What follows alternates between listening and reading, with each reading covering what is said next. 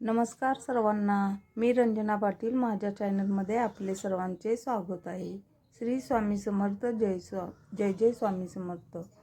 तर आज सकाळी लवकर उठून आंघोळ वगैरे झाली, देवपूजा झाली आणि आता नाश्त्याला घेतले आहे. नाश्ता झाल्यानंतर सर्वांना नाश्ता दिला आणि स्वामींनाही नाश्ता काढला होता. तर स्वामींना नैवेद्य दाखवून घेतला. पोहे केले होते आज पण. मग नाश्ता झाला. त्यानंतर नाश्ता झाल्यानंतर सगळी आपल्या आपल्या कामाला गेली. नंतर म्हटलं जेवणाचं बघूया. तर आज मी राजगिऱ्याची भाजी नीट करून ठेवली होती, ती बघा करायला घेतली आहे.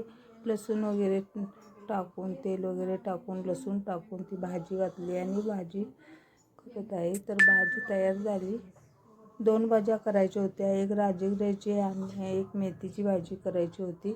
तर राजगिऱ्याची भाजी करून घेतली आणि त्यानंतर राजगिऱ्याची भाजी झाल्यानंतर आता मेथीची पण भाजी निवडून ठेवलेली होती, ती म्हणलं आता मेथीची पण भाजी करून घेऊया. तर राजगिऱ्याची भाजी तयार झाली आणि नंतर राजगिऱ्याची भाजी काढून घेतली आणि त्याच कढईमध्ये मेथीची भाजी करूया म्हणलं. तर तेल घातलं त्याच कढईमध्ये आणि लसूण वगैरे घातला. चांगला असा लसूण भाजून घेतला. लसूण भाजून झाल्यानंतर मेथी मस्त अशी धुवून वगैरे घेतली होती आणि ती लसणामध्ये टाकून दिली. आणि मी मेथीच्या भाजीमध्ये थोडी डाळ आणि शेंगदाण्याचं कूट घालत असते, त्यामुळे मेथीची भाजी छान होते. तर बघा अशी मेथीची भाजी त्यात घालून घेतली आणि खालवर करून हलवून घेतली. मस्त हलवून घेतली की जरा मुरलेली दिसते आणि मुरली की मग थोडी हलवता येते, त्यामुळे मी हलवून घेतली. आणि हलवून घेतल्यानंतर मग लसूण वगैरे असा वरती आला. नंतर मग भाजी थोडीशी होते. नंतर मग डाळ घातली. मी आज मसूरची डाळच घातली होती. कायम मुगाची डाळ घालते, तर आज म्हटलं मसूरची डाळ घालून घ्यावी. तर कशी होती बघायची होती मला मसूरची डाळ घालून, म्हणून आज मसूरची डाळ घातली. तर बघा छान अशी झाली होती.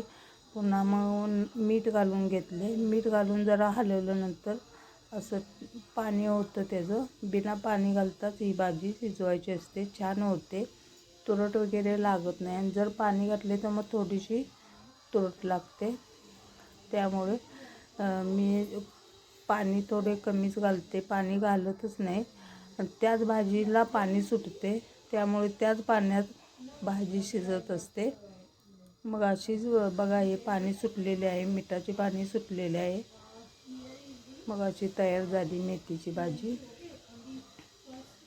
बिना पाणी घालता ही भाजी तयार केलेली आहे, छान होते आणि चवीला पण मस्त होते. त्यामुळे मी पाणी कधीच घालत नाही मेथीच्या भाजीमध्ये. बघा छान तयार झालेली आहे. आणि इकडं कुकरमध्ये मटर आणि बटाटूचे कालवण केलेले आहे. मटर आलू असे कालवण केलेले आहे, मस्तपैकी तयार झालेले आहे. मसाला वगैरे घालून, खोबरं बारीक करून घालून छान झालेले आहे. थोडा मसाला घातला आणि चपात्या पण झटपट करून घेतल्या. बघा अशा चपात्या करून घेतल्या, मऊ लुसलुशीत अशा चपात्या झालेल्या होत्या. तर सगळं काही झाल्यानंतर म्हणलं आता स्वामींना वगैरे नैवेद्य दाखवून घ्यायचं. का तर 11 साडे11 वाजले होते, त्यामुळे म्हटलं पहिल्यांदा स्वामींना नैवेद्य दाखवून घेऊया. 2 भाज्या केलेल्या होत्या, एक राजगिऱ्याची, मेथीची आणि आलू मटर, आणि थोडा भात केला होता आणि लोणचं आणि चपाती. असे माझ्या आजचे जेवण होते. स्वामींना पण खूप आवडले, स्वामींनी ग्रहण केले. स्वामी रोज काय ना म्हणजे नैवेद्य ग्रहण करतात. खूप स्वामींची कृपा आहे आणि स्वामी सेवा करत राहा. तुम्हाला पण स्वामींचा अनुभव येईल. मला तर खूप अनुभव आलेले आहेत स्वामींचे. तुम्हाला एक दिवशी मी स्वामींचा अनुभव पण शेअर करीन. तर आजचं रुटीन असे होते. मग आम्ही सर्वजण जेवून घेतले, स्वामींनी पण जेवून घेतले आणि स्वामींनी नैवेद्य ग्रहण केला. तर तुम्ही पण स्वामींची सेवा करत राहा. रोज सेवा केल्याने आपल्याला